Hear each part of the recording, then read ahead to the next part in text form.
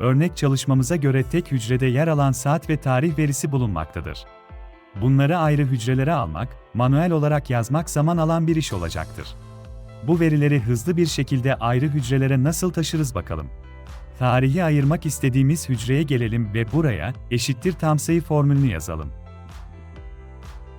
Birleşik hücredeki saat ve tarih verisini seçelim, parantezi kapatarak Enter'a basalım. Veriniz tek tarih değil de bu şekilde gelmişse, giriş bölümü altındaki sayı biçimini kısa tarih olarak değiştirin. Tarih verisi ayrılmış oldu. Hücrenin sağ altındaki artı simgesine çift tıklayıp diğer hücrelere formülü uygulayalım.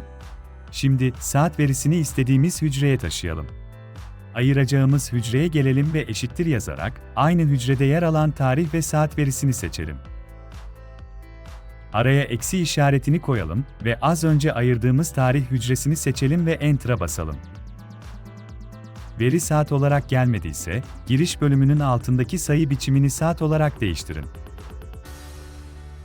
Yine artı simgesine çift tıklayıp diğer hücrelere otomatik uygulayabilirsiniz. Bu verileri ayırdıktan sonra, formülsüzde başka sayfalara taşıyabilirsiniz. Veriyi kopyaladıktan sonra, özel yapıştır bölümünden sayı biçimi olarak yapıştırmanız yeterlidir. Şimdi gelelim bu işlemin tersine. Yani ayrı olan saat ve tarih verisini tek hücrede birleştirmeye. Birleştirilecek hücreye gelelim ve eşittir yazalım. Ardından, tarih verisi olan hücreyi seçelim ve araya artı yazarak saatin yazdığı hücreyi seçelim.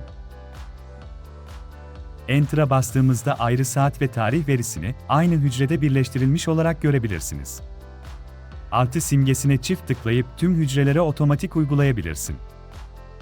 Veriyi formülsüz başka hücreye taşımak için yine kopyaladıktan sonra özel yapıştırdan sayı değeri olarak yapıştırabilirsin.